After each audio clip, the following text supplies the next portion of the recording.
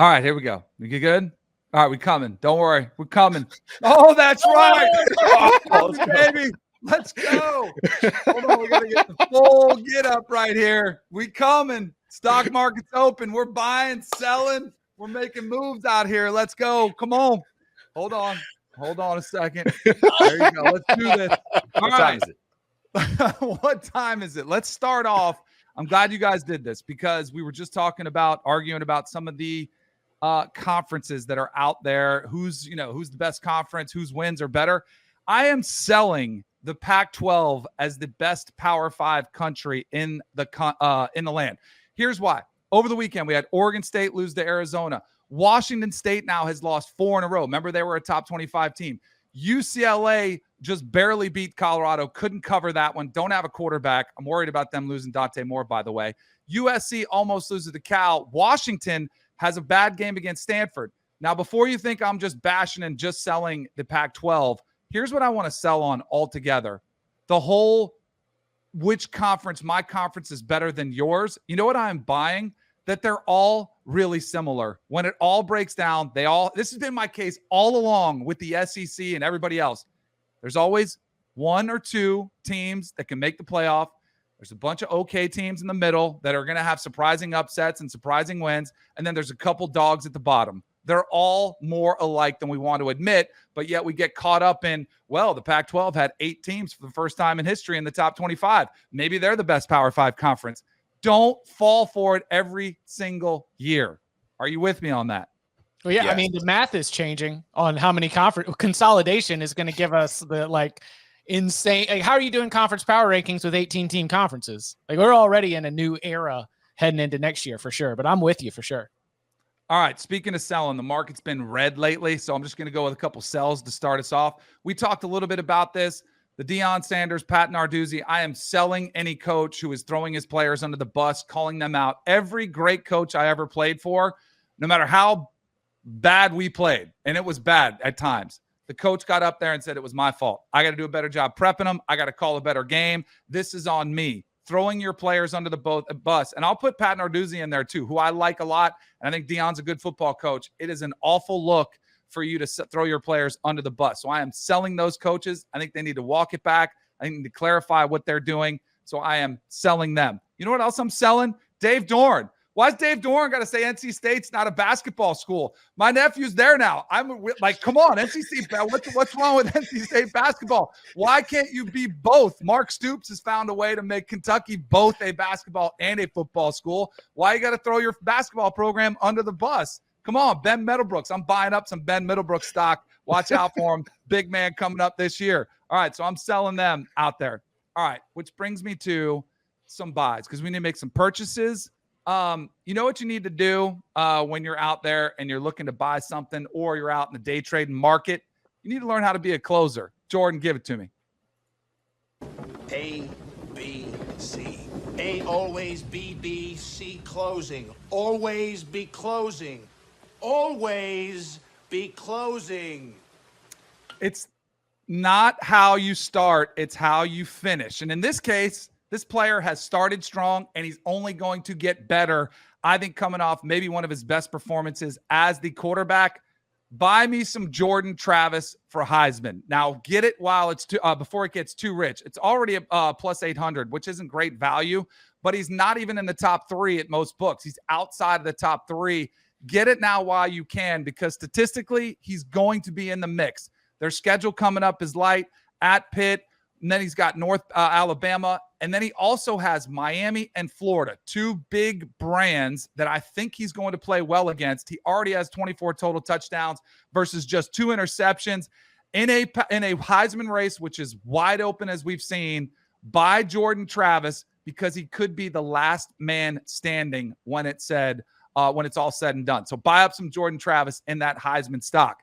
You know what else I'm already holding? I mentioned these 2 the last couple weeks. I'm already holding Ollie Gordon, who, by the way, back-to-back 250-plus yard games. That's the first time that's happened since 2020. He's now leading the country in rushing, which is remarkable considering in the first 2 games you barely saw him at all.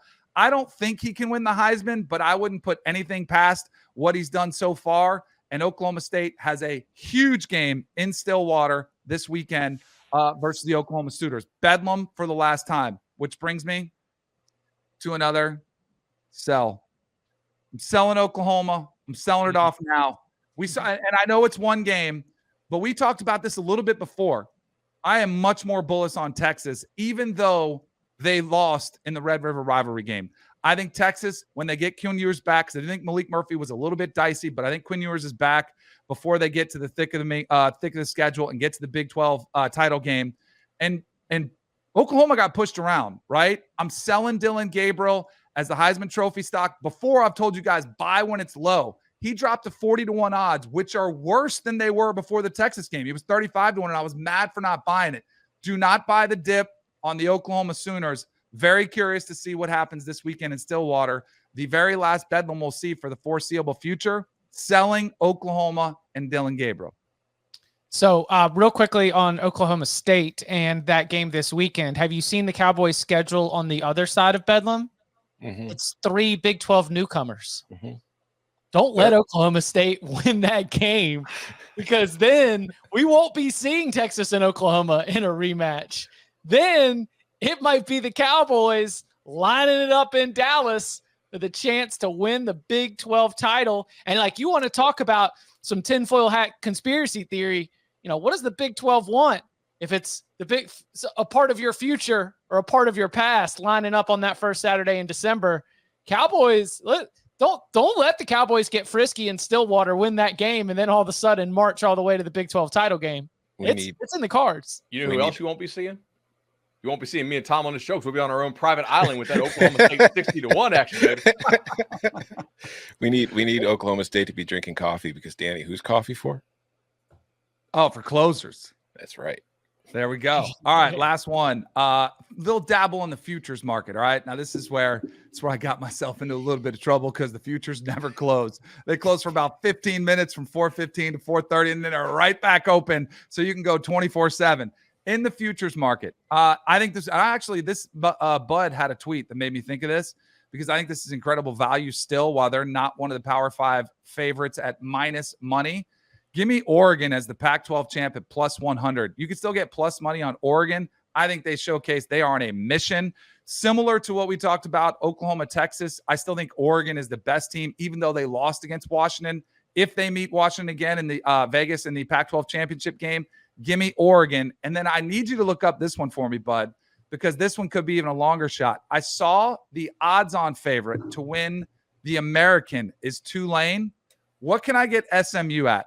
Give me the Mustangs, baby. Give me Rhett Lashley. Give me Preston Stone, who had a bad game versus TCU. But if you write off that one, 19 touchdowns, 5 interceptions, and buy me up that SMU defense.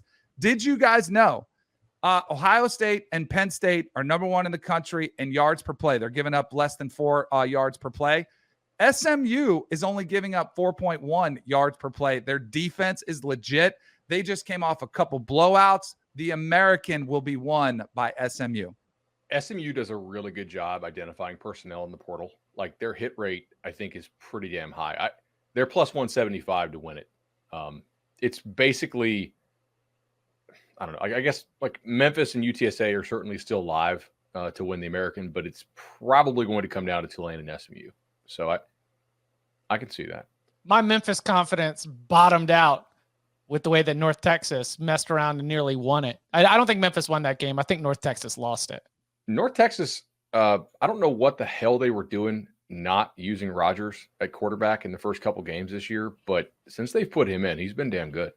So are you guys getting the full experience? Now nice. Now we are. There we go. I had to go for the wide shot just so you can get it, the watch, everything. Love it. Half of us are wearing Colorado hoodies right now. I like it. This spend 10 minutes at the beginning of this show talking about how you can't get a new offensive line out of the portal, but don't worry, we're rocking all the Colorado gear, right? We're Absolutely. in. Come on, this is a Colorado podcast. Everyone's known that. Coming up on the other side. Closed. Go ahead. Market's closed. Market's ding, closed. Ding, ding, ding, ding.